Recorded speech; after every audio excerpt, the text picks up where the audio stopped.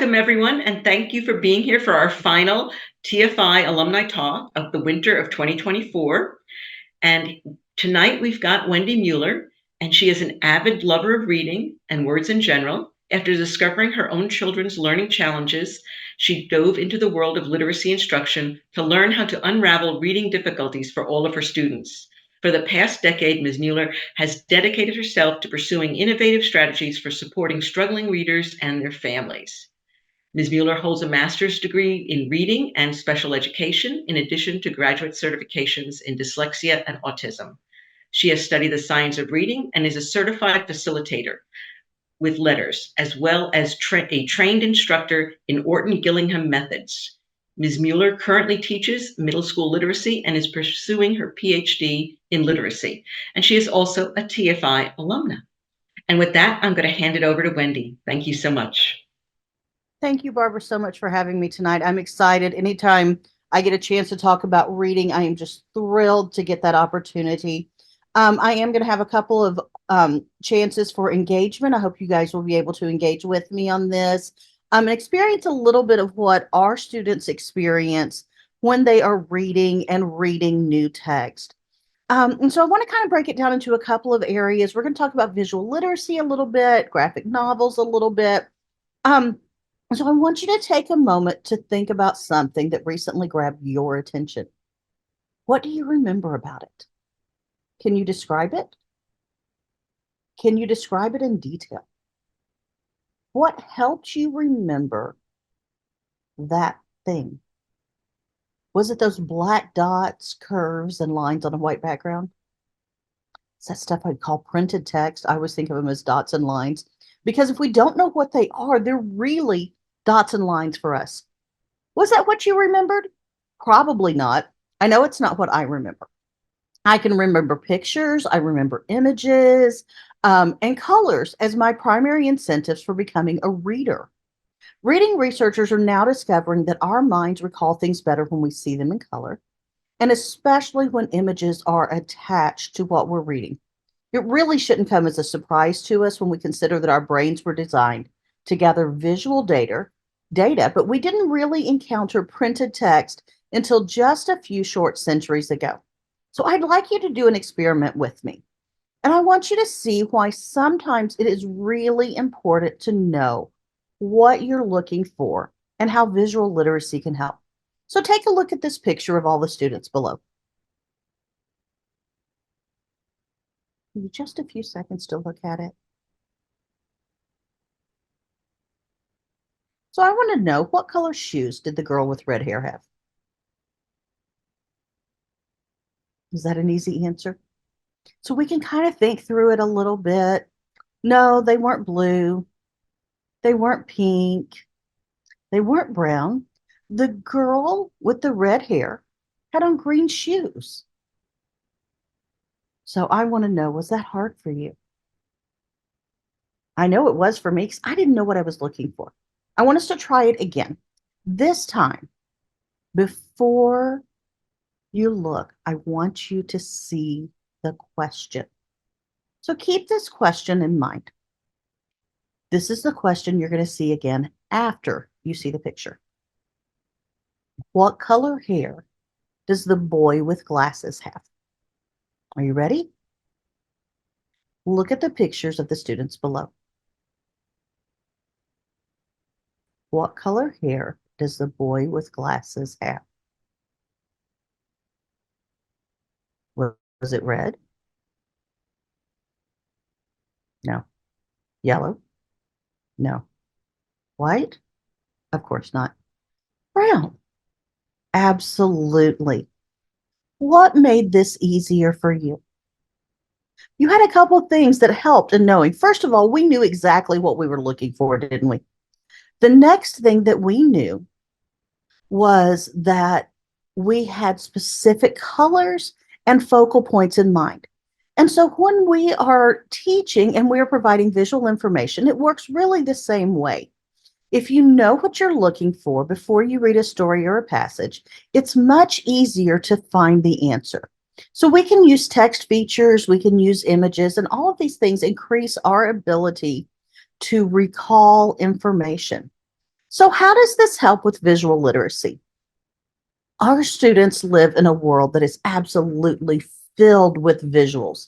There's images, there's graphics, there's visual stimulation, but we expect them in our classrooms to engage in a black and white world with words.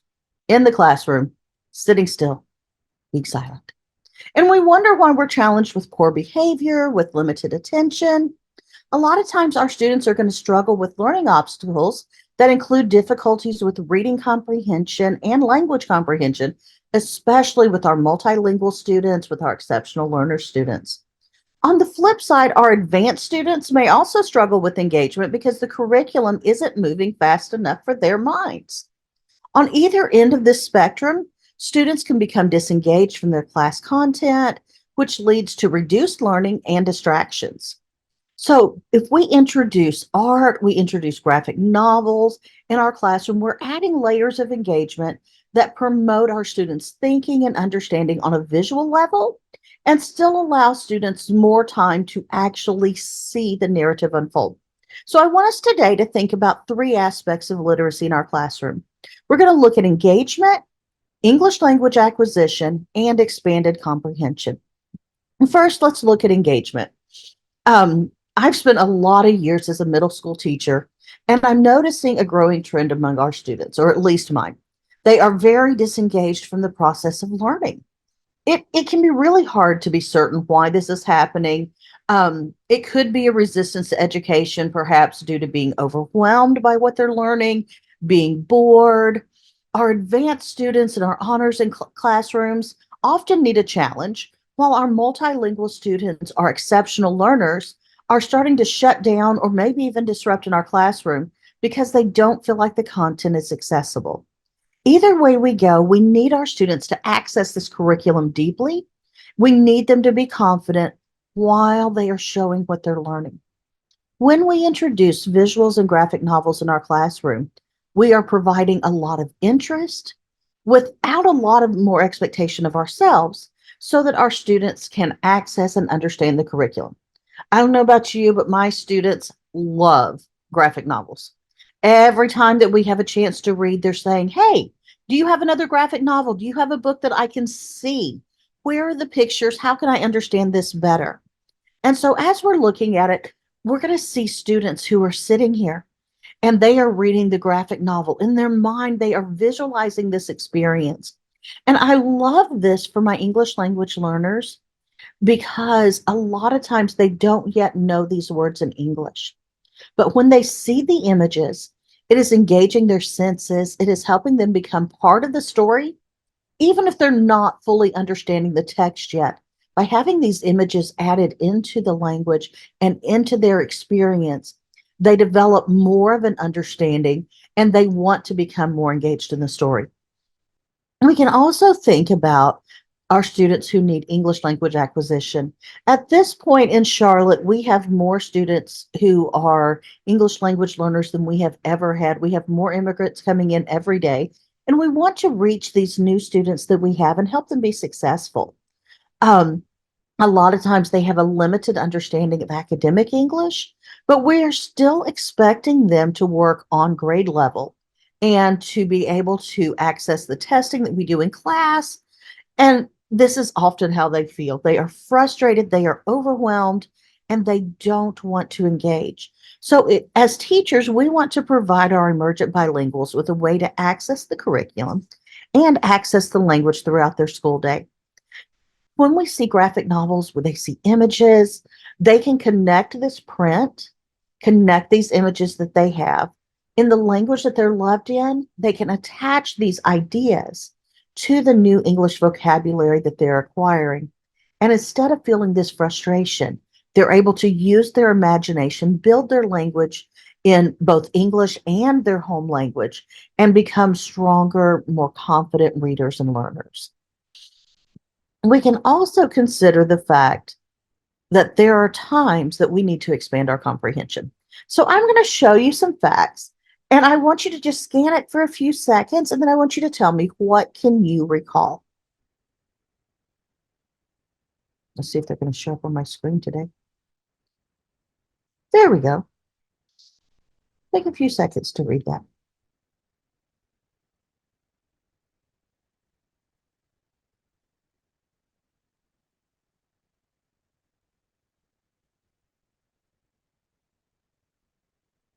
All right. And what did you remember? Could you remember the details? Was there anything important that stuck out to you? I know for me, like I said before, I saw a lot of black and white dots, and I know that there was probably something important. I could tell you in the moment, but as soon as that image was gone, my memory of it was gone as well. And I'm not likely going to recall it later if I need to talk about it. So let's try this another way. What is happening to our reluctant readers who are seeing that wall of text that we just saw? Are they jumping in ready to read? I don't know the words, but I'm going to do this and I am ready to go. Not likely. A lot of times they don't even have the ability to break the words down.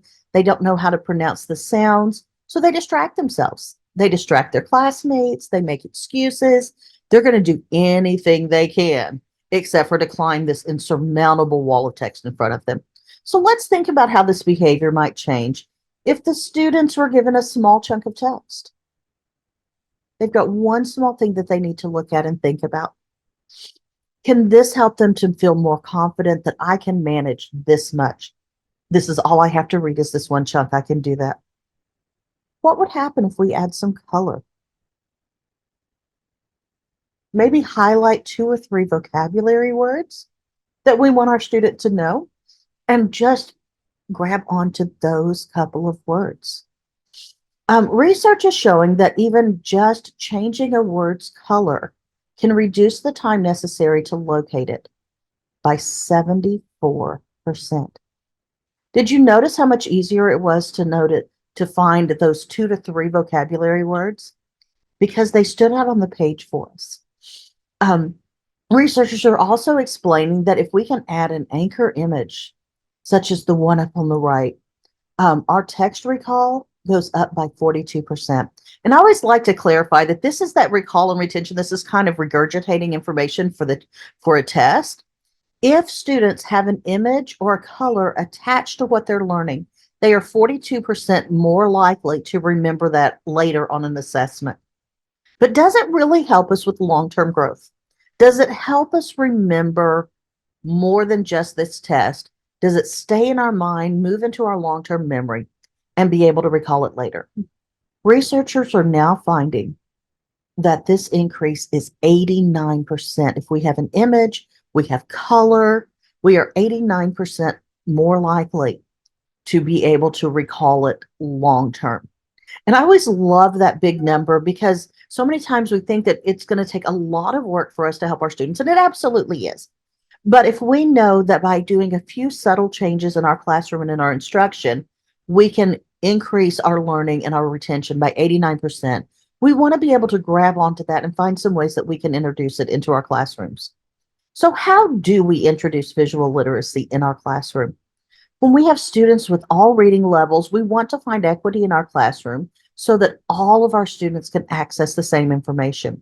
Using visual images with graphic novels and annotated guides really help present our marginalized populations and help them to experience cross-cultural narratives. Students a lot of times can work on grade level skills. They can use inferencing, central ideas, story plots, and even visualizing while they're analyzing multiple literary and graphic text. So again, let's look at that and see what it would look like in our classroom. Um, Again, I'm a literacy teacher, so I'm always going to pull up something with story elements, but I love working on this with my social studies teachers, even sometimes with our science teachers. I'm going to be honest, my next door neighbor teacher is a math teacher, and she's like, Mueller, how can I pull this into my classroom? Because we have word problems in our classroom as well. I want my students to be able to read and understand it. And so we can have these same story elements in any curricular area that we have at school. So we can look and use a story element chart and think about how writing involves knowing what's important, what these elements are, how to organize them in a way that is interesting and that makes sense to our readers. Giving them some prompts, giving them a little box. Hey, this is the setting. We'll give a brief description of the setting, provide some images. It allows the students to reflect back when they're thinking, setting, what is that? And allow them to have a little bit more support in what we're looking for. We may have some key questions. So for our setting, we might think, when and where does the story happen. You might even want to drop a clock on there if or a calendar to help remind your students that this can include the when of time as well as the location of the story. We can learn about our characters, our point of view, our theme, all of these things that happen in a story. We can give our students brief images to help them understand. And as we write, we can introduce each one of these elements at a little bit of a different time. So we can include vocabulary, we can include our writing structure, and even providing meaningful communication tools so that eventually students are able to create their own original works. They can design their work. I always love whenever my students are going to add art to it as well. And they can depict for us what they are visualizing in their story and help their audience to understand it. And I got to be honest, one of my favorite things to do is to do a parent night or a parent afternoon, invite parents into the classroom and allow students to have an authentic audience that they share with. I know sometimes we can't have the parents, but even to share with another class or with us, we have the privilege of sharing a parking lot with an elementary school. And so my students can take their work and present it right next door to elementary students. All of these things allow our students to combine their experiences to increase their comprehension and to develop strategies that are going to promote their short term recall for test, as well as their long term transfer, all the learning and application of the skills that they are exploring. And as we think about this, we've got a few ways that we can demonstrate it. My, um, I can't even say that word today. My multilingual learners really love this chart because they think about what is happening in the story. And we talk about this rising action, the falling action. And when students have this organizer, they're able to more easily see, okay, I have something happening first, and then it needs to get more exciting until I have the most amazing thing in my story. And then we're going to have a solution. And even in my seventh grade classroom, my students will often tell me, Miss Mueller, we need to do the one that does this. And they remember that image of the chart and they're able to think through what are these strategies that I need to use in order to make my story effective. Um, for younger students, I will sometimes use a story map. This works as well for my students that don't need as much visualization, but they need some organization. And they can quickly see the parts of the story by the color coding. This is a map I love to use when we're doing digital learning. Students have it on their screens. They can quickly look at it. They can fill in the spots that they need to. And they're able to tell us what happened at the beginning of the story, the middle of the story, the end of the story, and work through all of the problems and solutions that they need to so that they can identify each of the moving parts as they reflect back on their notes. They are able to think, oh, yeah, at the beginning in this green part, this is what happened. And then I have the middle of my story. And by the end, I have my red characters. I know what happened. And it allows them to collect those visuals, to think about them, to separate their thoughts, and to feel more successful in knowing that they can identify each one of these story plots. So we've talked a little bit about elements of visual literacy, but I always like to throw in a little bit about the value of actual graphic novels in our classroom. Um, um, Ultimately, our end goal is to have all of our students becoming confident readers. We're going to need some tools to help us get there. Graphic novels are one of those tools that I love to use because they really provide struggling readers or emergent bilinguals with access to a reduced amount of text while having a lot of attention grabbing graphics. And this allows our high level readers to utilize in depth skills and they can actually learn to read the frames, the gutters, all of those special parts of comics and graphic novels that have deeper meaning while allowing our emergent learners to get the surface coat of the story and to be able to tell these are the things that happened in the story, even if they can't dig as deeply into it. So let's take a little bit of a look at graphic novels. When we use multiple modalities to introduce a new topic, our emergent bilinguals, our struggling readers, are able to increase their ability to infer what's happening. They can predict what they think might happen next, and they can even reflect back on what they are experiencing. So I always think about building reading comprehension. And in order to build this, we have to build their confidence. Reading a small chunk of text like we get with a graphic novel, adding some visuals. All of these are going to increase our students' confidence, and especially those who are reluctant readers that can't read as much, they can find these keywords that they need to know. When we're taking notes in class about important information, I'll do something similar to what I did here whenever I'm displaying our notes. And my stronger readers, my stronger writers know they can write out the whole text. But my students who struggle a little bit more know exactly which words I want them to pick out, and they can pick out our bold words. They're picking out our words that are in different colors, and they know these are their most important skills. These are the most important words that they need to be able to remember. As students begin to access more of this text, they begin to understand it better. They're able to access more challenging text.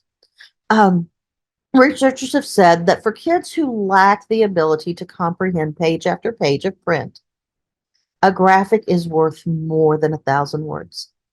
A graphic novel can be the difference between failure and success, and that value is immeasurable. And as we look at graphic novels, we can see just really quickly, there's a lot of things that help students be able to understand what's happening quickly. They can look at just one small panel of a text. They can look at the shaping, what's happening in just this small pace. Just like we had chunks of text earlier, they have a small area that they can look at. They may get a caption, they may get a speech bubble or a thought bubble. And in text, that can be difficult to tell. Is the character really talking or are they thinking? In a graphic novel, based on the different design, they can quickly see, oh, I see circles. This person's thinking. Or I see that arrow right to their mouth. I know they're actually saying this out loud to someone. We can also see action and movement that may be difficult to understand in written text that is much more clear in graphic novels. So let's have a little bit of an introduction to some of our students. And I'm thinking back to a student that I have this year. He recently moved to the United States from Vietnam and he knows very little English. He's expected to participate in our middle school class, even though we don't have really any Vietnamese teachers, we don't have any Vietnamese text. And he's supposed to sit in class with very few language supports, take all of the assessments that we take, and do all of the work that we're given. I've got to be honest, if that were me, I would give up. I would be frustrated, overwhelmed. But he doesn't. He comes in every day. He has a smile. He gives us a thumbs up. He practices the words that he knows. And we discovered a nice little trick: iPads and Google Translate.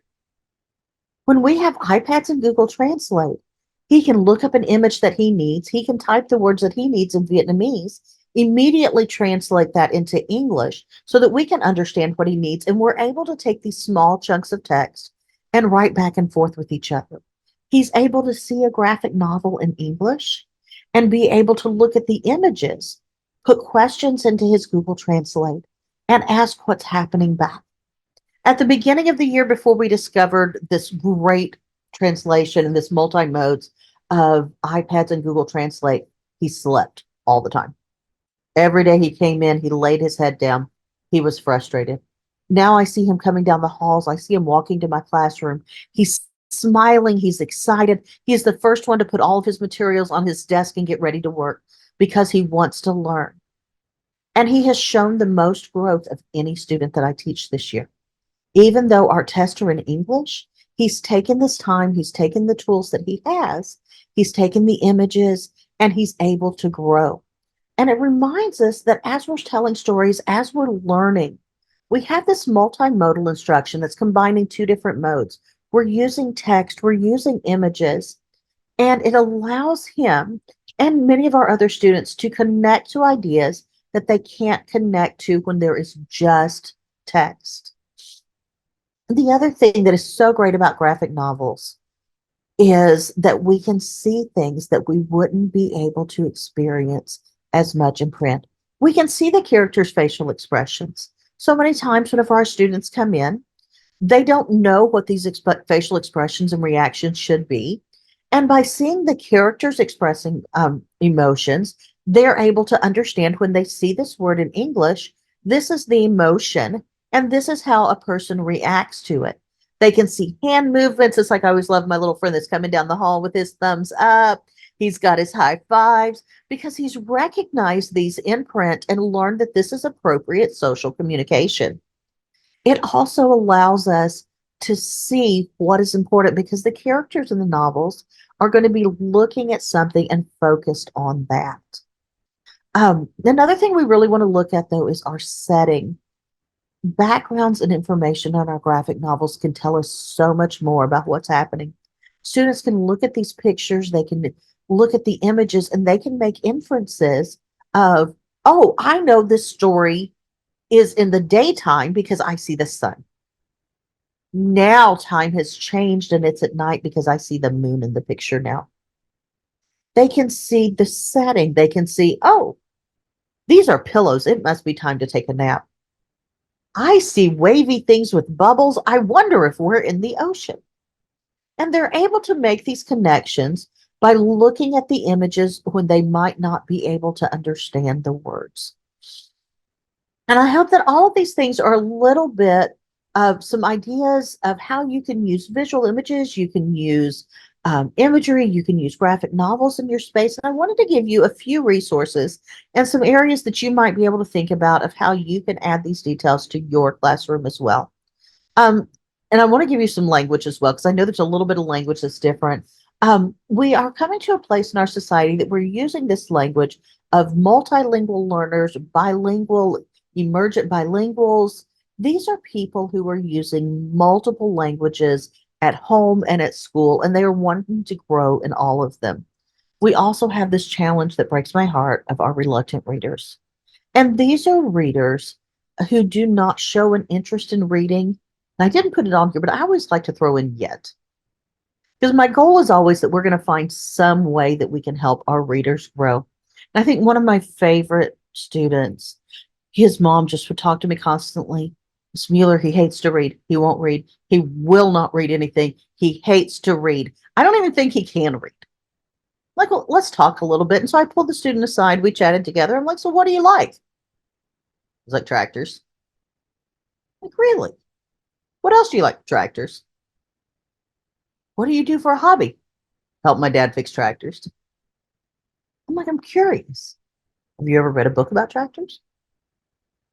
He says, you can read books about tractors? I'm like, yeah. How about if you go home, talk with mom and dad, and see if you can find the manual for your dad's tractor? I'm thinking this is never going to work. But, let's try it. He comes back the next day and he's just like so excited. Miss Mueller, they have books about tractors that tell you how to fix them. And his mom said from that point on, he picked up every book he could read because he found out that there was information in there that he liked. It just wasn't what anybody else liked. And so he didn't know the option was there. And so taking a little time to dig into your students' interest, finding that thing that they like, that they enjoy, and seeing if that helps them be willing to try to read. As we're doing this, think about those multiple learning modalities. You add some visuals, add some sound, even adding some kinesthetic methods, adding hand movements, things that you can do that are connecting to your brain in more than one way. The other thing that we can do is that we can use some pre-teaching strategies. Before we teach a lesson, take a little bit of time to sit down and think, what is this vocabulary in this passage that my student absolutely has to know to understand the text? I taught a story yesterday on, I totally lost the word, on vibrations. And as we worked through the text, we were doing all of these other things, but I realized if my students do not understand what vibration is, none of the rest of the story is going to make sense. And so we took a little bit of time to find those words that were really important. We then added in some images that showed different examples of vibrations. And then we paused as we were reading, checking for understanding the things you probably do in your classroom all the time, anyways. We started building some background knowledge. making connections to ideas that were meaningful to them. And then we took a little bit of time to think about the structure and how the story was written. I hope these are things that can support your learning, support your instruction. And I'm going to be sharing these slides with Barbara. And I tossed in a little bit of stuff for further research. I know this is an area I can just go down a rabbit hole in. And so I put links to a lot of places for you. I have also added a QR code for my site and my links. That will take you to some curriculum units on adding visual literacy to your classroom, on how to use comic strips and even create them, and a lot of vocabulary that allows you to connect with visual literacy and learning. So thank you for letting me join you tonight. Thank you so much, Wendy. That was super informative. And I had not thought about graphic novels in that way. So really appreciate you bringing that out. And I got your QR code, and I will, if anyone didn't get it, just email me and I can send you Wendy's website. Carrie or Lee, would either of you guys have any questions for Wendy? I think one of my questions was, what are just some of the graphic novels that you have had the most success with your middle school students? Um, as funny as it sounds, a lot of times what we have in middle school is very similar to what we're going to have in elementary school. My kids are still a big fan of Big Nate. They absolutely love the Percy Jackson series. And in our district, sixth grade is the entire first module is Percy Jackson. And they loved that comparative of actually reading the novel and then reading the graphic novel. And we would a lot of times add graphic novel pages at the end of our slides. So after we had done everything else, we taught our whole lesson. We added a check for understanding that included the pages of the graphic novel. So if there was anything that kids missed, they could actually read it again in a graphic form and be able to understand it a little bit better. And I also have, and I've got it on my Miss Mueller Reads list, an entire library of books. And every module, I create a new library for my kids on Google Slides that actually connects to Sora. And they can go in and click on each one of those links and get to an entire library of books that they enjoy. And so all of that is in that link as well. Nice. Yeah, you mentioned Percy Jackson, and we do have I'm in middle school also, so having those students have the opportunity to, like, when they get that lull after the wonderful series, to be able to say, but wait, check out Yes. these. I love that. I'm just thinking, Wendy, you were mentioning that when the students are interacting with the graphic novels, the retention and the long-term understanding increases by such a great amount. And I just think in my life, I know, just for example, in terms of meeting people with a name tag, if they've got a name tag on, I'm going to remember them. And I think, is that the same sort of an idea where it's just another Yes. piece of data coming into my brain? It absolutely is. And you'll notice a lot of times name tags have color on them as well. And it will grab that attention for you a little bit more, draw you into it. But anything that you're able to see, that you're able to connect, because now, again, when we've talked about that multimodal learning, you have heard the name, you have seen the name, you have said the name. You've now had at least 3 connections to that name that make it easier to remember. And because you've seen it, your brain stored it in a different place that it recalls more quickly because it's now made a picture. It has a picture of your face, it has a picture of your name, and you have that stronger connection to remember it later.